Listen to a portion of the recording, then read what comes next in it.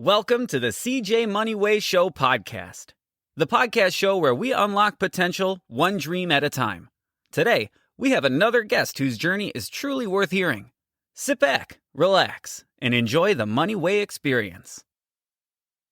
What you would call being the best that we could be. What's the difference? And again, I found there's something very different. There's something very unique about what we need to do to become a happy, successful, in every area of our life, successful person. And that's the focus of all of my work these days.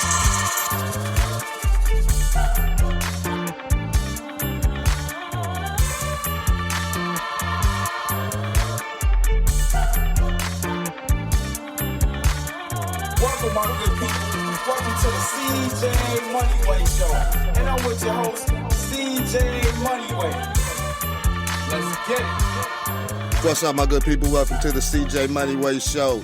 Today I have teacher, writer, researcher, podcaster, and author of the book, You Have to Let Yourself Off the Hook, Naden. Did I pronounce that right, man? You sure did, Naden. Okay. Yeah, so welcome to the show, everybody. Lim, how you doing today, man? I'm great, thanks. I'm looking forward to talking to you. Thanks for the opportunity to be on your show. Oh, man, thank you for, reaching out and coming on, man. I really appreciate it. So you're from New Zealand, right? I am indeed. Okay, so what's now, of course, I've never been that far. So what's the atmosphere, what's the culture like there, man? Oh, it's wonderful. It's like everywhere in the world. Great people getting on with their lives, being loving, friendly, happy, positive, optimistic, and really interested in helping others as well as themselves. Okay. Yeah, everywhere I travel in the world, I meet people the same. Oh, okay. So I know, like, in those parts of Europe and everything, soccer, that's the big thing over there, huh? Is that big in New Zealand? Yeah. I really follow sports, so I don't know. But... Okay. Is it anything before we get started that you would like to say? Anything, any projects that you have going on that we can look forward to? Yeah, I've got lots going on, and I'm sure we'll talk about it maybe as we go along, because it all really relates to this burning question that I've been trying to find the answer to for most of my life, which is, how do we really get the results we do in our life? Why do things really happen to us? And for example, we might say, how is it that you and I are talking?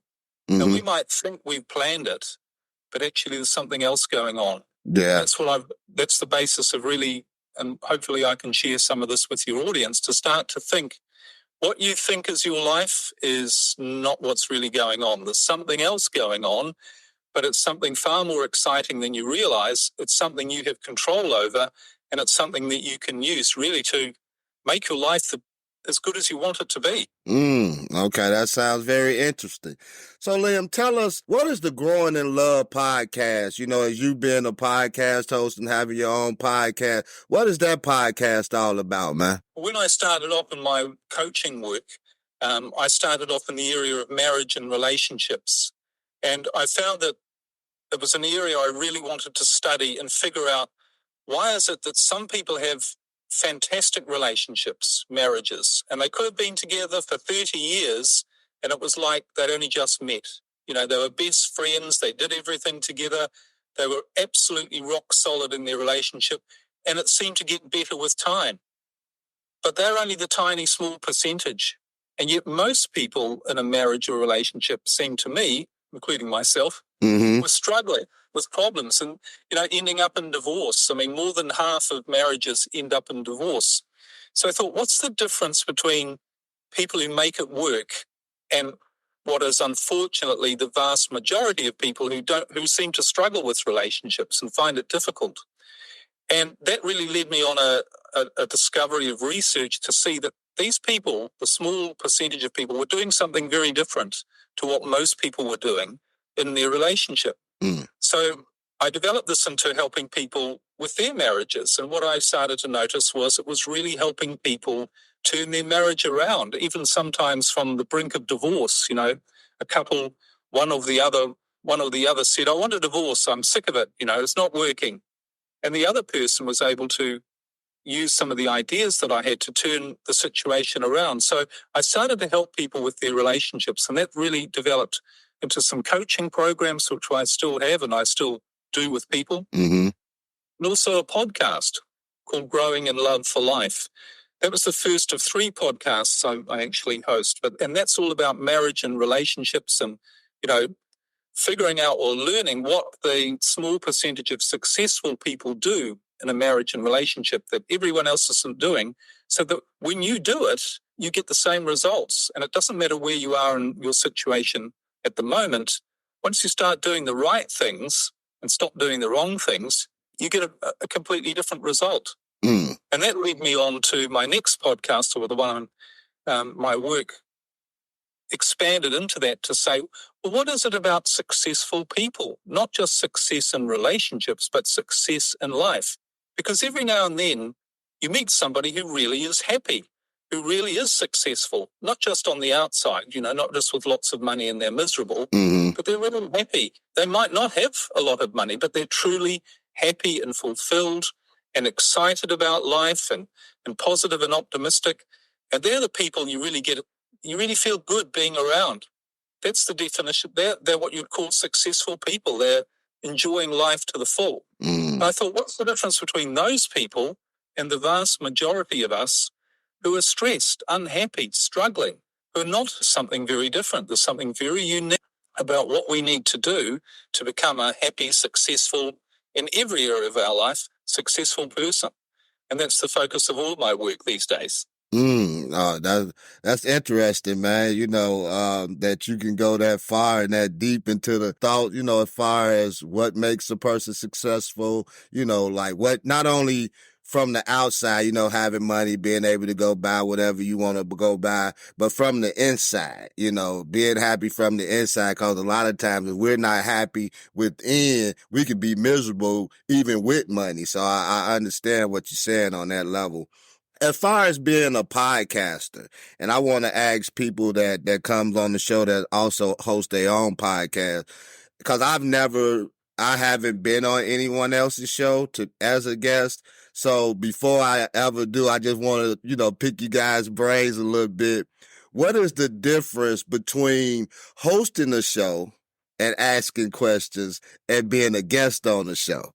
Well, in some ways, there's not a big difference, because I think the most important thing that I've learned is to be successful, if this is what you're sort of asking, to be successful either as a host or as a guest. You've really got to think about, what can I offer to whoever I'm talking to, Mm-hmm. that's really going to make a difference in their life, and that they're going to say, this, I haven't heard this before. This is something really interesting. Mm-hmm. This isn't just the same run-of-the-mill stuff that, the other 50 million podcasts share. But I want to. This sounds interesting. This could really help me with my life. I want to find out more about what this person is saying. Mm-hmm. And I think, too often we forget, or we focus on the medium. So we say, right, I've got to have a podcast, or I've got to be a guest on a podcast, or I've got to have a blog, or I've got to have a website, or I've got to have, whatever it is. Without thinking, the most important thing is to develop your unique inner voice, because Mm-hmm. all of us have a unique and valuable role to play in the lives of everyone else. We've all had unique experiences. We have our own unique wisdom, and those things we can share with other people. We don't need to copy someone else and say, oh, that person's really successful, I'll just do what they do. We've got it within us to be unique. And when you let your uniqueness come out, that's what is very powerful. So that's what I think we should focus on, rather than saying, well, how do I, how many $1 million worth of ads do I need to spend? It doesn't work that way. People have become, immune to noise. Mm-hmm. So to break through the noise, you have to say something that catches their attention.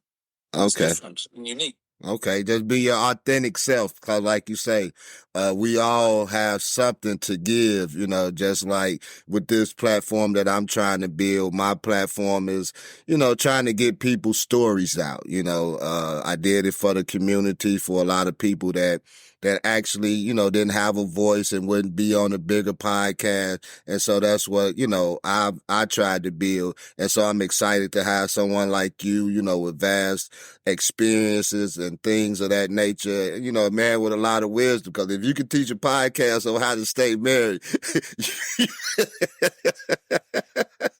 Hey, that's some good stuff right there. So, tell me, man. I was reading your biography and everything. So tell me, what is the experience like just sailing through Europe? Because I seen where you sailed through like 15 countries or something through Europe. Just tell me, man, what's the experience like sailing through Europe, man, on a yacht? Well, it's interesting. It's like any experience. There's two sides to it. As you said, I spent 8 years sailing around 15 countries in Europe on my own yacht. Mm-hmm. I finished that last year, and since I've been now traveling in a motorhome. What I think you call them an RV or whatever. Yeah. I'm traveling through Europe and that, and I'm back in New Zealand at the moment for a short break. So I have actually been a permanent traveller for about 13 years, my partner and I. Mm. But the thing about travel, and people say to me, "Oh, you're so lucky," and that must be amazing, and it is incredible. Different experiences all of the time. The freedom to go to anywhere you want to go. Particularly, a yacht is amazing. You're so connected with nature. You're anchored in a beautiful bay, and there's just nature around you, and it's peace and quiet. But there's another side to it. And this is the biggest lesson that I learned from travel, and certainly travel in a yacht and also in a motorhome. And that is you have to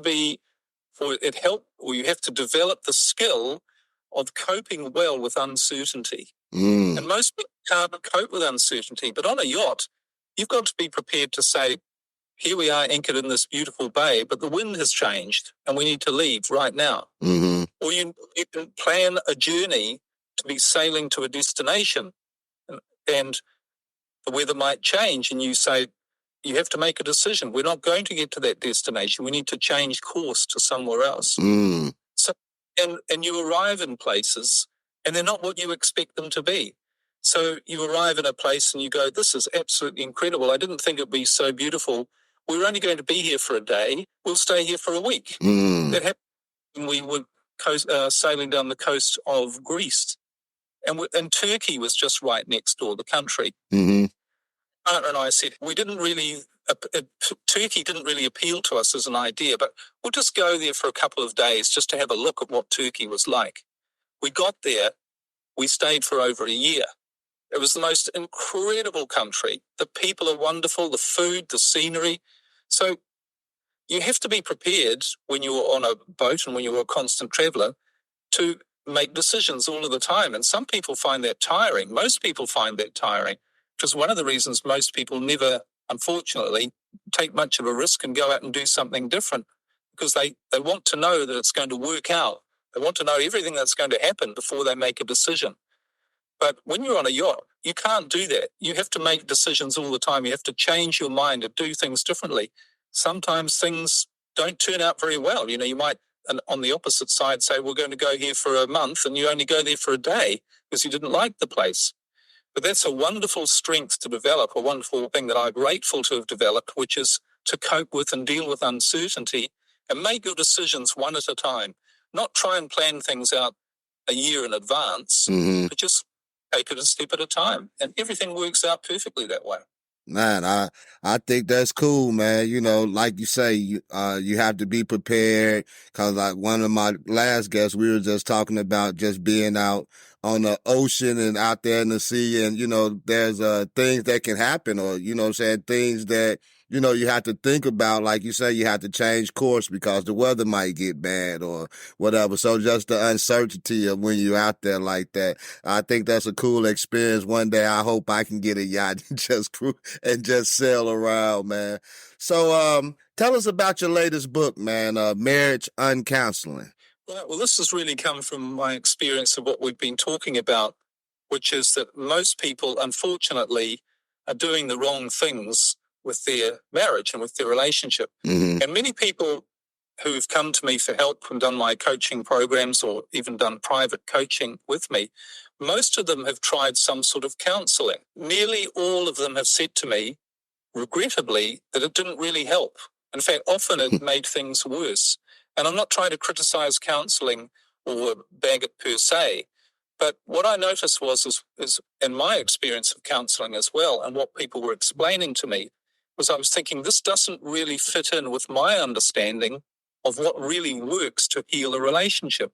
So that's why I call it uncounseling, because in many ways it's the opposite of what counseling does.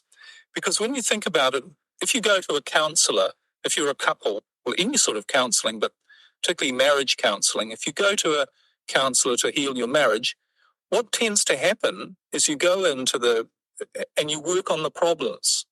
So you try and identify what are the problems in our relationship, what's going wrong, and how can we fix those problems? But what I've noticed is and other people far more smarter than I have described this as well. And in life, what you focus on, you tend to get more of. So if you focus on problems, you tend to get more problems. And it's very difficult, if not impossible, to try and solve a problem directly.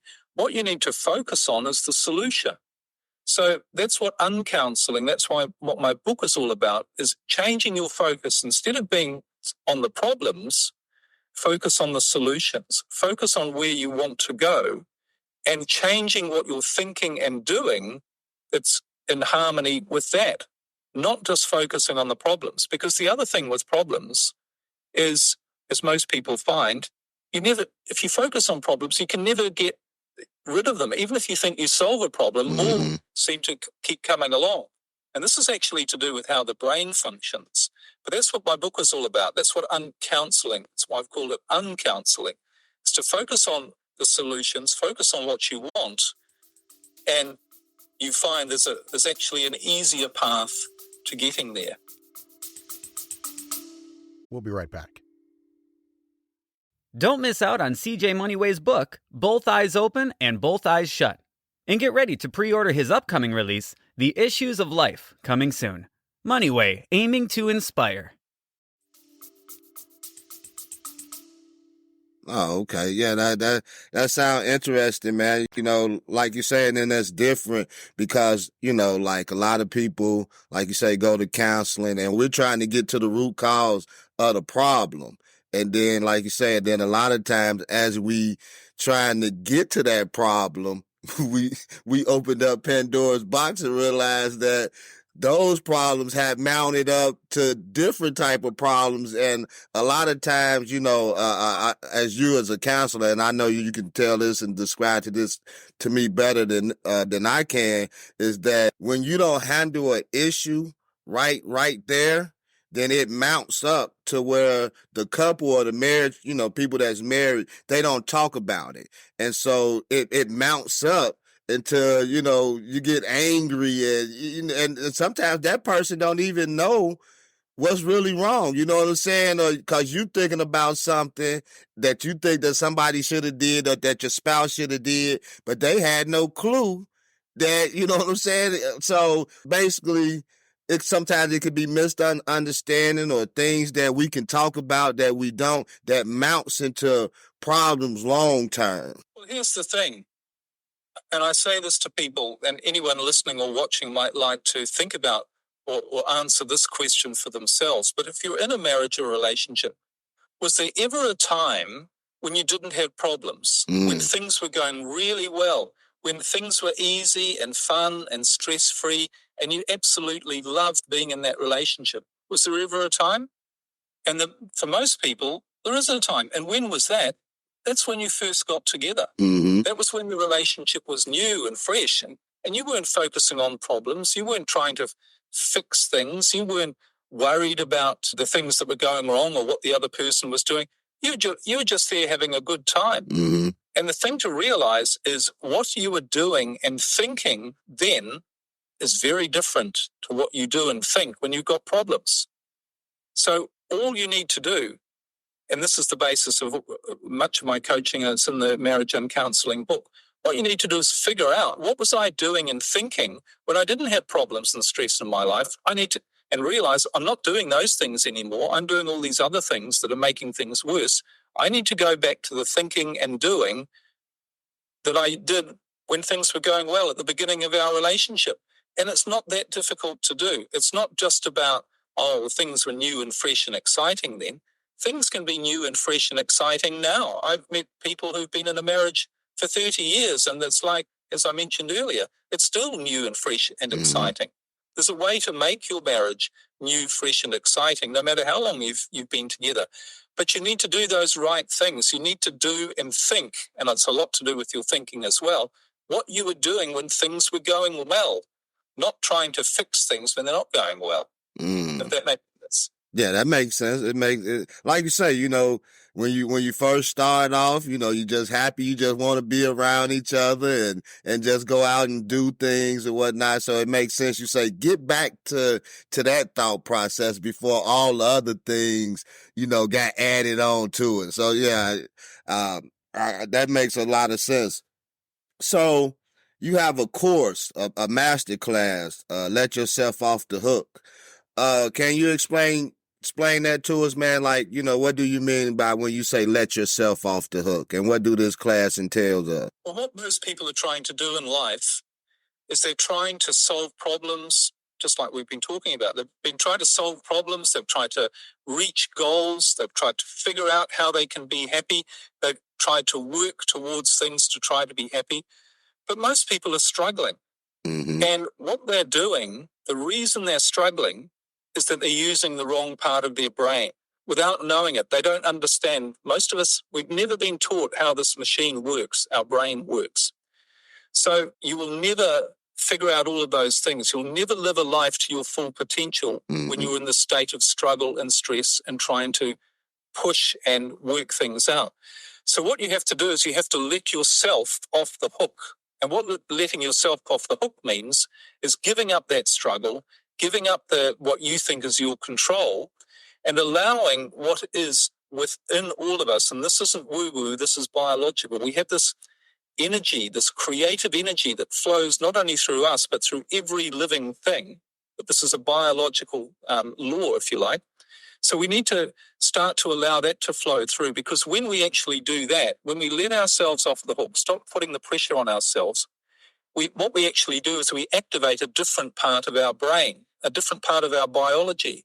And that part literally takes control, and it leads and guides us down the easiest and fastest path to actually getting everything we want. Mm-hmm. And this is the part that's responsible when you suddenly meet somebody out of the blue and it turns out to be really good. I mean, when you meet the person who becomes your husband or your wife, you didn't plan it in advance. Yeah. They just suddenly out of the blue, they showed up, and before you knew it, you were in love, and, it changed your life. So we might call this luck or coincidence, but all of my research has found that it's not luck or coincidence. This is a very definite biological principle as to how we are designed to operate.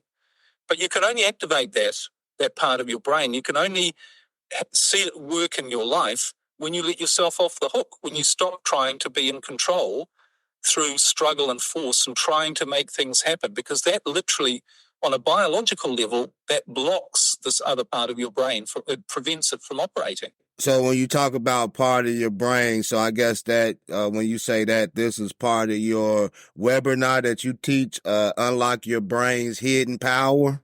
Yeah, well, I have a webinar and a whole coaching, you mentioned my coaching program, but and people can find it on my website, liamnaden.com. But what it essentially is to help people understand is that your brain is a machine, and it has 4 fundamental biological parts. They're all in different places in your brain, and they all have a different function. So when you understand that it is a machine and that these 4 parts are supposed to work a certain way, then all you need to do is operate the machine the right way. Because if you think about it, we don't realize that the brain is a survival machine. And it's not just to survive at the basest level. Our brain is trying to make sure that we have the greatest chance for survival, that we live for as long as we possibly can. Mm-hmm. And the only way we can do that is by being our best, by being our happiest, by being our most fulfilled and not stressed. That's what's going to prolong our life. And so the brain is a machine designed to ensure that you are your best, so you have the greatest chance for survival. But it's like any other machine. It's like, for instance, a motor car. Now, a motor car is designed to get you from where you are to where you want to go. And it's going to do that if you drive it the right way. But if you get in it and you don't know what to do, and you put the wrong fuel in, and you press the wrong buttons, and you've got your foot on the accelerator and the brake at the same time, and you don't know what to do, you're not going to get anywhere. And it's going to be a struggle. you're going to think this isn't working. And you're also going to end up with problems. You're going to end up things going wrong. And it turns out biologically, this is how we're designed. When problems show up in our life, and this is a stretch for most people to take on when I say it, but when you start to research how the brain works, you realize it's true. Problems are a sign that we're not using this machine the right way. So on my website, I have a model, a description, an explanation of these 4 parts of the brain and how they work and how they're designed to be used. And the amazing thing is, when you start to use your brain differently, you do get different results. And you get them without the struggle and the force and the stress. Things show up in your life. You come up with good ideas. New opportunities show up. And you suddenly start to see a lot more success, inner and outer, happening in your life. And it's all because not through struggling, but through understanding how to use your brain differently. That's what it comes down to. Oh, that's interesting, man. I'm gonna have to go on your website and check that out because, like you say, you can use these 4 parts of your brain either to, move on in life, or we can let it stress us out, which, could be detrimental, because we know that stress can cause health issues and this and that. And so I think that's interesting that you've come up with a model that, to help people think differently and think, freely and, live a abundant life, and as successful and as positive as you can. I think that's unique, man. That's real cool. I got a couple more questions for you. So I've been married for 15 years, right? And I'm not saying that everything been smooth sailing but it's been peaceful for the most part. So I guess my question to you is, because I've seen this somewhere, say, how can you achieve a problem-free marriage? Well, the first thing, it's quite a deep subject, and I cover it in Marriage Uncounseling. But just think about this, and it's a deep answer, if you like, and we'll probably need a book to explain it. But really think about, what is the primary cause of every problem in a marriage? You know the answer to that? Yeah. The underlying cause of every problem in your life and your relationship is fear. Deep down, you are afraid of something. So, for instance, when you think back to when you first got together, you weren't afraid of anything. You weren't afraid of the relationship ending. You weren't afraid of saying the wrong thing. You weren't afraid of not being happy. You weren't afraid of it not working as a relationship. You were just enjoying being there. But what happens over time is we develop these fears. So we've been married for 15 years and we think, something's going wrong, or they're not listening to me. So we stop expressing ourselves fully because we're afraid we might upset our spouse. We're afraid we might create problems in the relationship. We're afraid they might misunderstand me. We're afraid that we're not going to be able to do the things that we want to do. Or we're afraid that it's not going to work out as well as it could. There are a lot of these fears that we have. And when those fears start to come in, they start to restrict us from being ourselves. And just being the happy, fun, easygoing, nothing's a problem sort of person. So, and when that starts to happen, what are we doing? We're starting to focus on what's not right with our relationship, and we're worried about things. Oh, we've got a problem here, and we have this misunderstanding, and I'm angry because they didn't hear what I said. So we're afraid that we're not being listened to, that we're not going to have the intimacy and the openness in our relationship that we really want. So what I find with couples who have great relationships with no problems, and yes, there are some people who have no problems in their relationship, is they have no fear. So if something happens and you don't like it, instead of blaming the other person, you say, why am I getting upset by it? It's no big deal. I'm not afraid of anything. Okay, so maybe we're not getting on. Well, maybe we should end our relationship. Maybe it's no longer right for us if things don't work out. Or if they say something, why should I let it upset me? I'm not afraid of the consequences of anything. And that's not being stupid or naive or simplistic. It's just having the confidence and getting rid of any fears you have about your life. That whatever happens in your life, things are going to work out well. Whatever happens in your relationship, things are going to work out perfectly. And as I say, when you're like that, you can just be fun and easy and free, and nothing's a big deal, and it's all good, like you were at the beginning. No, yeah, that's interesting. You know, like you say, stress free again, and you know, even if I come through this roadblock or that roadblock, whether individually or as a couple, what is it to fear? You know, we gonna get past this too. You know, as the old saying used to go, it says that this too shall pass. You know what I'm saying? So you know, you just keep on moving. You move forward, and you just make the best out of every situation that you're in, man. I'm really getting it, man. This is some very vital information that you're giving out, Liam. So, man, I just got one more question for you, man.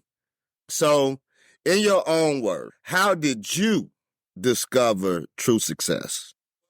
What actually happened to me was I'd been looking for true success all my life. From the youngest age I can remember, I always wanted to know, how can I be more successful? How can I have a great life? I didn't want to settle for just an average life.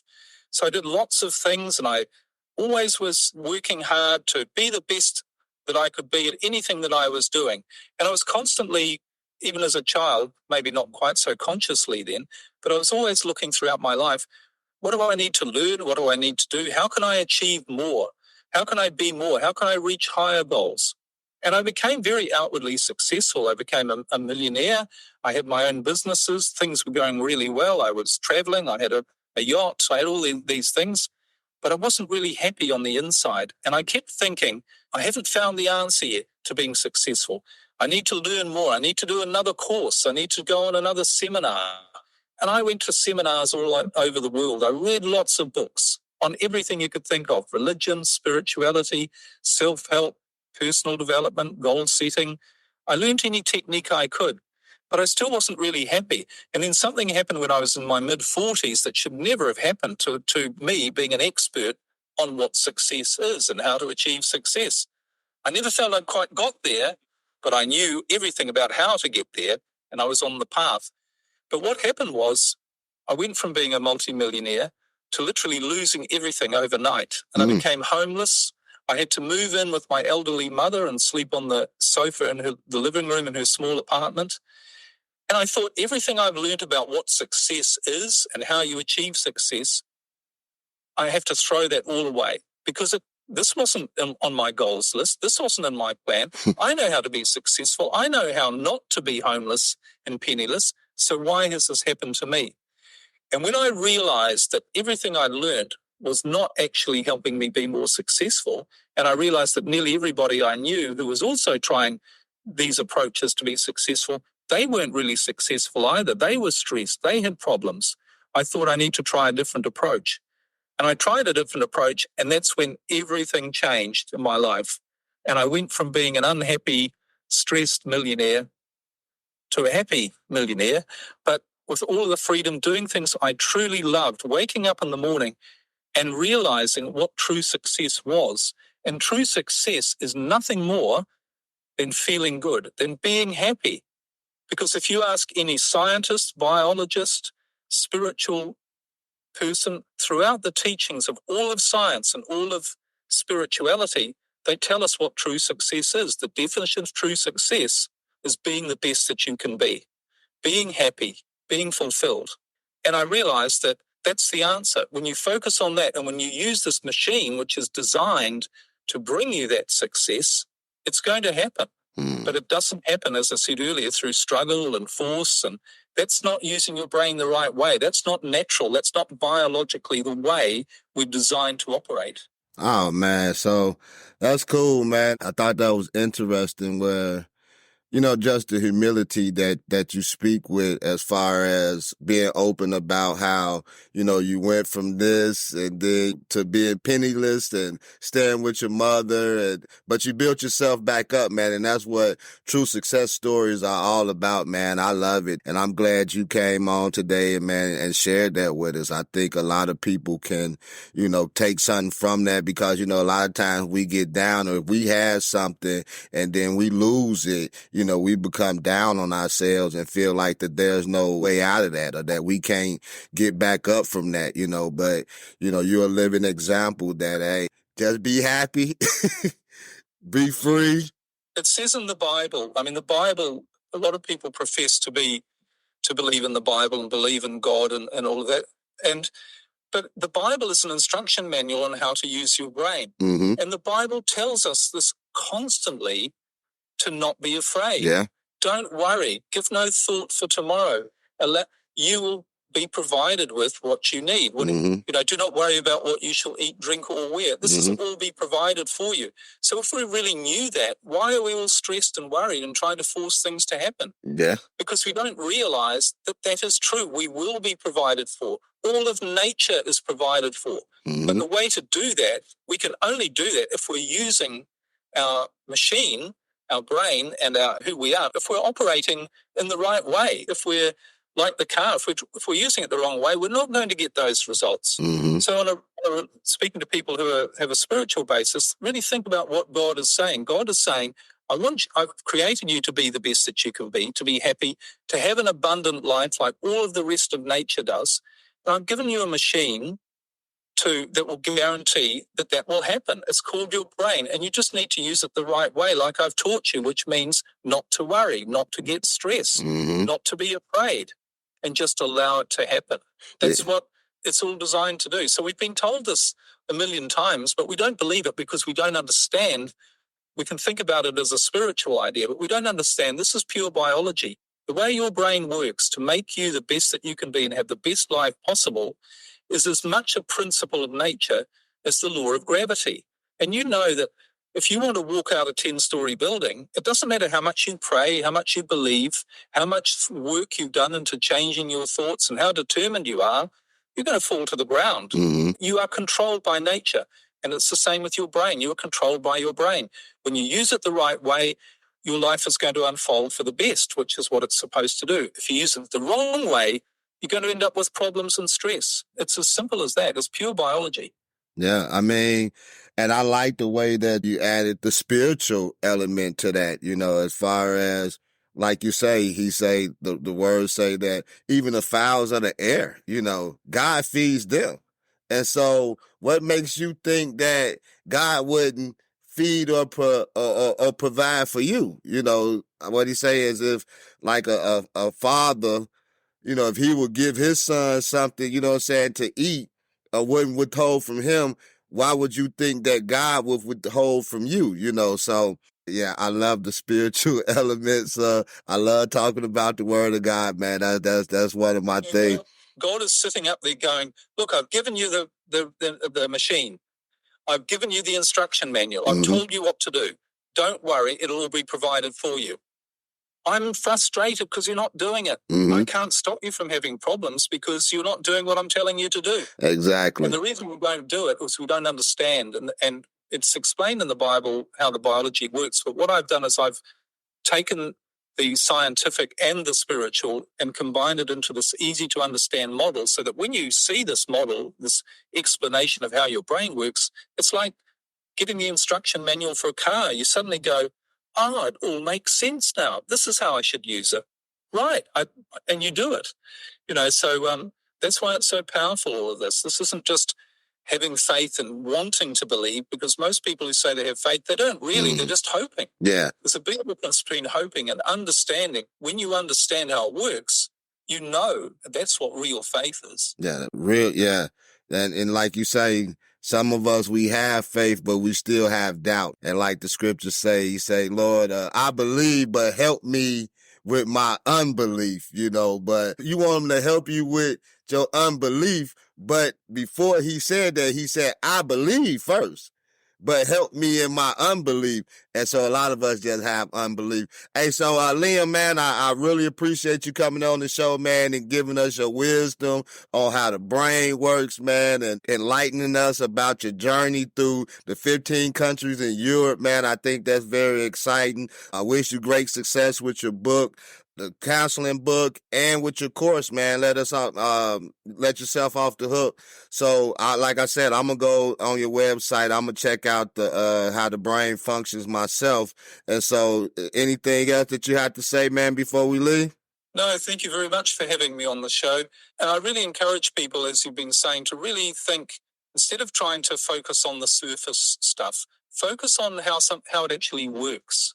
And when you focus, like your motor car, if your car's not running right, you don't go and change the wheels or change the stereo system or change the seats or polish it up. You say there's something fundamental about how the machine works that isn't working right, that you get under the hood and you figure out what's going wrong or what you're doing wrong to make it not go properly. Mm-hmm. So this is really, to me, and it is the most important thing you could do, is start to understand how you work biologically. And when you do that, you're going to find life becomes what it's supposed to be, which is a great adventure. You could be sailing around Europe for years on your own yacht. Who knows? But you're supposed to be having an adventure in life, not struggling with stress and problems. That's not natural. Yeah. So I hope some people are encouraged to go to my website and really learn about this. And I think the lights will go on. They usually do for people to say, this, I didn't realize how simple it was and how logical it all is, and how it doesn't need to be all struggle. It just needs to be doing a few things differently. That's a little tweak here and there. Hey, so Liam, man, stay on for a minute. Hey, this your boy CJ Moneyway. Hey, this Liam Naden, man, that traveled around Europe, 15 countries, man. He got his books out. He got a webinar. He got a master class. Hey, check out his website, man. Good guy, a lot of knowledge. Hey, this your boy CJ Moneyway. We out. Thank you for listening to the CJ Moneyway Show. Don't forget to share this episode with your friends, leave a comment, and drop a review. Be sure to tune in every Tuesday and Friday for more inspiring journeys. Who knows? Your story might be next. Thank you for listening to the CJ Moneyway Show. Don't forget to share this episode with your friends, leave a comment, and drop a review. Be sure to tune in every Tuesday and Friday for more inspiring journeys. Who knows? Your story might be next.